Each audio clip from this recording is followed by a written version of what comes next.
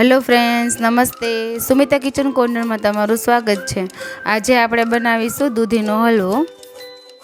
દૂધીનો હલવો ઘરે બનાવવો ખૂબ જ સહેલો છે। દૂધીનો હલવો બનાવતી વખતે દૂધી કઈ રીતની પસંદ કરવી, ખમણતી વખતે શું ધ્યાન રાખવું તે હું તમને આગળ રેસીપીમાં બતાવીશ। જો તમે તે રીતે બનાવશો તો તમારો હલવો પણ એકદમ સરસ પરફેક્ટ બનશે। તો ચાલો બનાવીએ નાના અને મોટા બધાને ભાવે તેવો દૂધીનો લચકેદાર હલવો।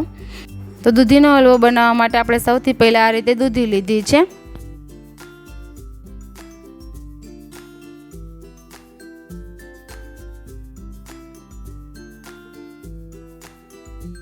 तो हलवो बनाववा माटे दूधी आपणे आ रीते पसंद करवानी छे। बहु जाडी पण नहीं अने पातળી पण नहीं। जो पातળી होय तो तेनो स्वाद थोड़ो कड़वाश उपर होय छे अने जाडी होय तो तेमां बीनुं प्रमाण वधारे होय छे। तो आपणे आ रीते थोड़ी मीडियम होय ते रीते दूधी पसंद करवानी छे। હવે આપણે દૂધીની છાલ કાઢીને તેને ખમણી લેશું। દૂધી ખમણવાની પ્રોસેસ આપણે થોડી ઝડપથી કરવાની છે। જો દૂધીનું ખમણ જાજી વાર રાખીએ તો તે કાળું થઈ જાય છે અને આપણો હલવો પણ દેખાવમાં કાળો લાગે છે। તો આપણે આ પ્રોસેસ એકદમ સ્પીડમાં કરવાની છે। તો આ એક ટિપ્સ છે, તેનું તમારે હલવો બનાવતી વખતે ખાસ ધ્યાન રાખવાનું છે। દૂધી ખમણતી વખતે જે વચ્ચેનો પાર્ટ હોય તે આપણે કાઢી લેવાનો છે। તેમાં પાણીનું પ્રમાણ પણ વધારે હોય છે અને નાના નાના બી પણ હોય છે। તે એડ કરવાથી દૂધીનો હલવાનો ટેસ્ટ જરા પણ સારો નથી લાગતો। તો આપણે જે વચ્ચેનો પાર્ટ હોય તેને કાઢી લેવાનો છે।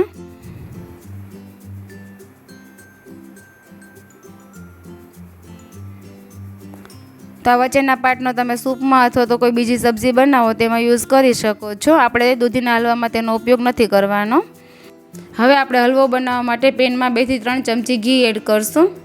ઘી થોડું ગરમ થઈ જાય ત્યારબાદ તેમાં આપણે ખમણેલી દૂધી એડ કરી દઈશું।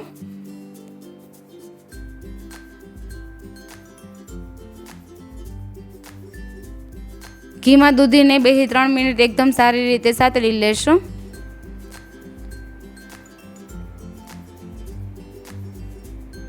દૂધીનું ખમણ થોડું આ રીતે ઘીમાં સતળાઈ જાય ત્યારબાદ તેમાં આપણે હાફ કપ ઘરની ફ્રેશ મલાઈ એડ કરશું। તો આપણે ઘરે જે દૂધ ગરમ કરીએ તેના ઉપર મલાઈ થાય તેનો જ આપણે યુઝ કરવાનો છે। હવે મલાઈને આપણે એકદમ સારી રીતે મિક્સ કરી લેશું।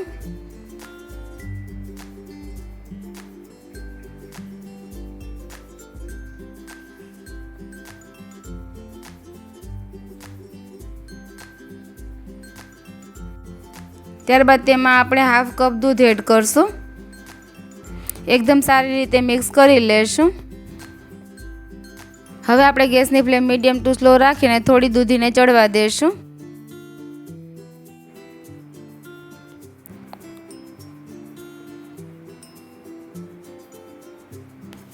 ત્યાં સુધીમાં આપણે હલવામાં એડ કરવા માટેના કાજુ બદામ સાતળી લેશું।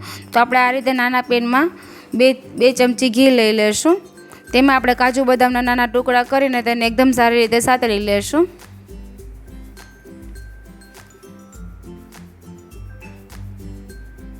થોડા બ્રાઉન કલરના થાય ત્યારબાદ તેને આપણે પ્લેટમાં કાઢી લેશું।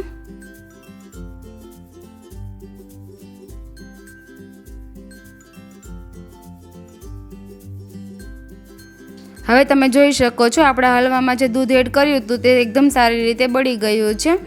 આ સ્ટેજ ઉપર આપણે તેમાં ખાંડ એડ કરશું। તો આપણે 1/3 કપ ખાંડ લીધી છે। તમે તમારા ટેસ્ટ પ્રમાણે ખાંડ એડ કરી શકો છો। હવે આપણે ખાંડને હલવામાં એકદમ સારી રીતે મિક્સ કરી લેશું। ખાંડનું પાણી બળે ત્યાં સુધી આપણે હલવાને થવા દેશું। ગેસની ફ્લેમ આપણે મીડિયમ ટુ સ્લો જ રાખવાની છે।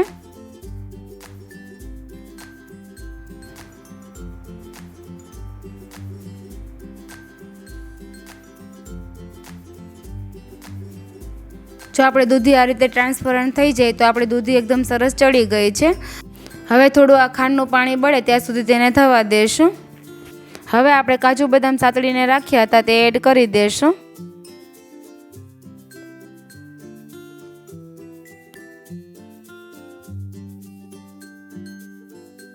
આપણા હલવાનો કલર એકદમ સરસ માર્કેટ જેવો લાગે તે માટે આપણે એક જ ટીપું ગ્રીન ફૂડ કલર એડ કરશું। આ સ્ટેપ બિલકુલ ઓપ્શનલ છે। જો તમારે નેચરલ દૂધીનો હલવાનો કલર રાખવો હોય તો તે પણ રાખી શકાય। એકદમ સારી રીતે મિક્સ કરી લેશું.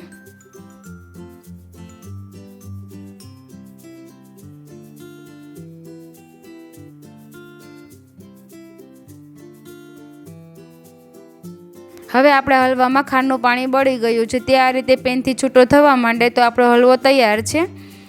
આપણે હલવાને સર્વિંગ બોલમાં કાઢી લેશું.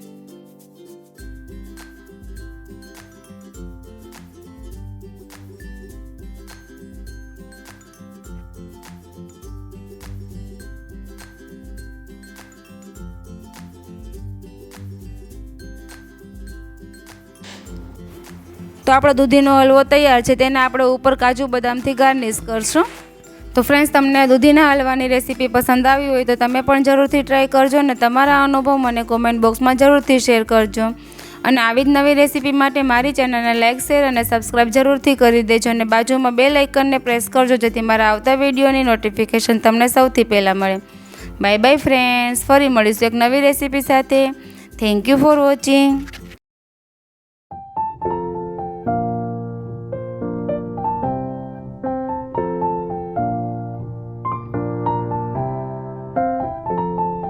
ફ્રેન્ડ્સ, તમને મારી રેસીપીઓ પસંદ આવતી હોય તો મારી ચેનલને લાઇક, શેર અને સબસ્ક્રાઇબ જરૂરથી કરી દેજો અને બાજુમાં બેલ આઇકનને પ્રેસ કરજો જેથી મારા આવતા વિડીયોની નોટિફિકેશન તમને મળતી રહે.